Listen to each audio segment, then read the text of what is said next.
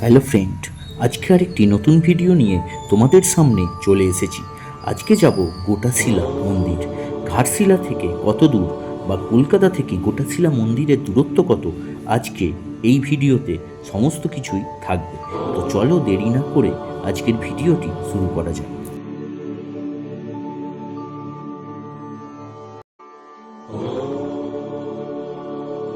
ঘাটশিলা থেকে 37 কিলোমিটার এই মন্দিরের দূরত্ব।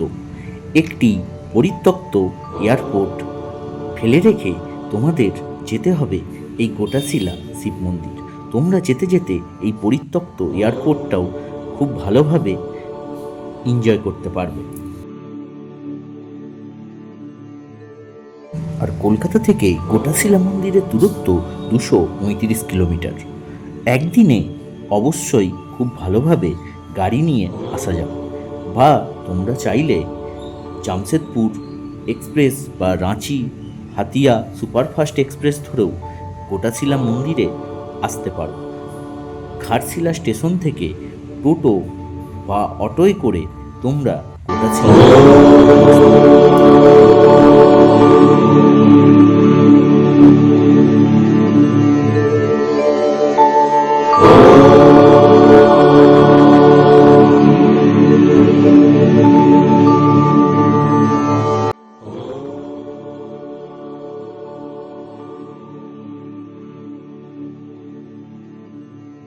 রাস্তা দিয়ে যেতে যেতে দুপাশে মনোমুগ্ধকর গাছপালা এবং সবুজ বনানীর এক দারুণ উদ্যান।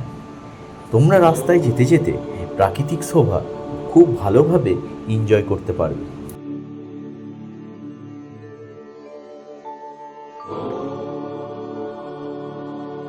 ঘাটশিলা হরিডুংরি পাহাড়ের উপর অবস্থিত চিত্রকূট শিব মন্দির।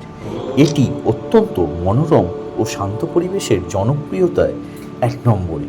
মহাদেবের মন্দিরের এখানে বড় বড় পাথরের গায়ে শিব ও অন্যান্য দেবদেবীর সুন্দর রঙিন চিত্রকর্ম রয়েছে।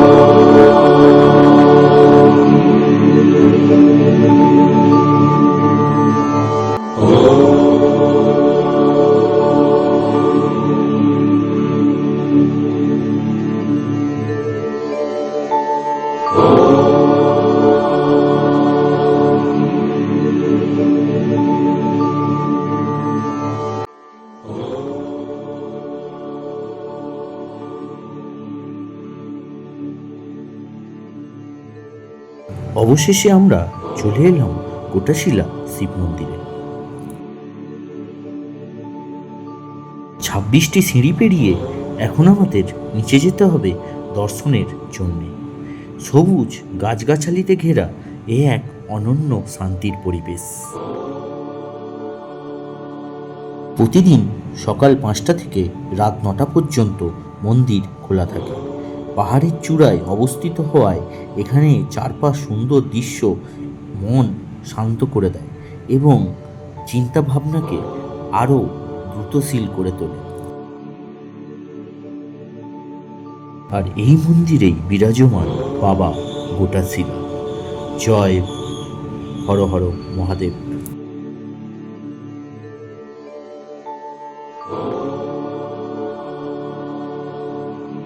ফ্রেন্ড, তাহলে আজকে এই ছিল আমার মন্দিরের, গোটাশিলা মন্দিরের সমস্ত কিছু ডিটেলস।